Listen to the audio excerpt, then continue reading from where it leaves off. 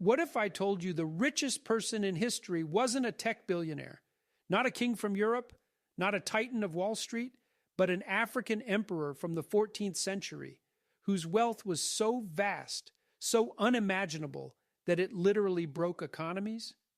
This is the story of Mansa Musa, ruler of the Mali Empire, the richest man to ever walk the earth, and the man who turned a pilgrimage into a world-shaking event that would echo through history.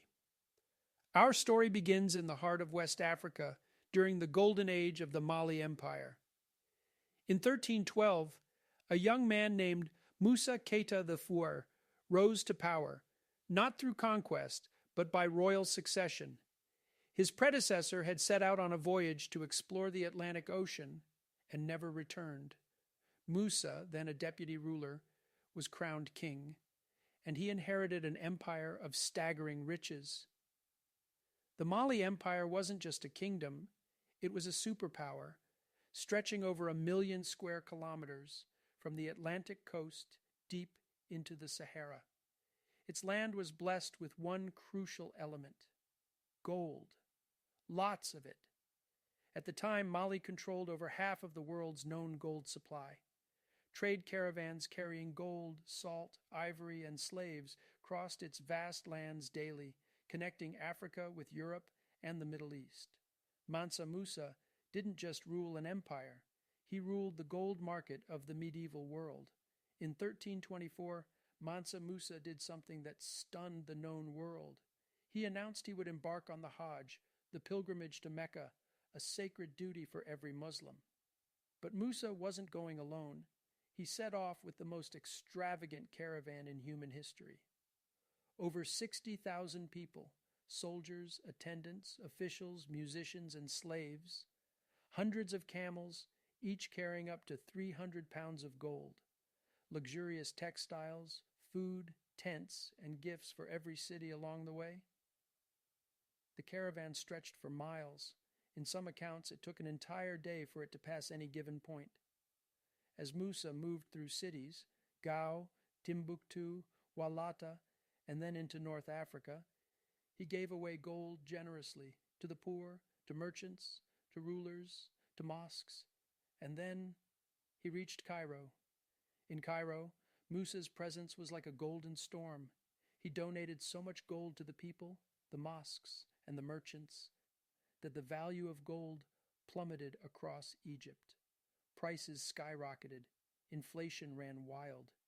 Imagine giving away money so generously that you cause an economic crisis in one of the most powerful regions in the world. That's exactly what happened. For over a decade, Cairo's economy struggled to recover from the flood of wealth Musa poured into it. Historians call it the only time a single man directly controlled global gold prices. And what was Musa's response? He returned years later and borrowed gold from Egyptian lenders to try to stabilize the economy. Even in power, he took responsibility. But the damage and the legend had already been done. Musa finally reached Mecca, completed his pilgrimage, and returned to Mali with more than just spiritual enlightenment. He brought back scholars, architects, poets, and books. He funded the construction of magnificent mosques, universities, and libraries, most notably in Timbuktu, which became one of the greatest centers of Islamic learning in the world. Manuscripts from this era still survive today, filled with knowledge of astronomy, medicine, and theology.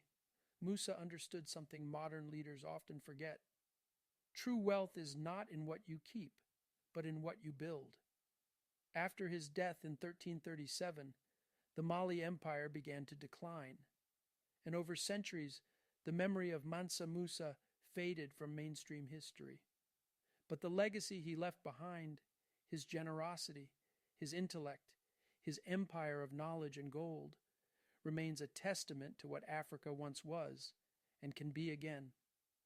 Musa appeared on medieval maps, drawn as a black king holding a golden orb, a symbol of African greatness known to Europe long before colonization. And today, as we look back at history's richest man, we must also ask, why isn't he in every textbook? Why don't we tell his story as often as we do Caesar's or Alexander's? This was the story of Mansa Musa, the richest man who ever lived, and the king who gave it all away. If you enjoyed this journey through forgotten history, give us a like, hit subscribe, and drop a comment below. Who's another hidden figure you think the world should know about? Until next time, stay curious, stay inspired, and never stop asking questions.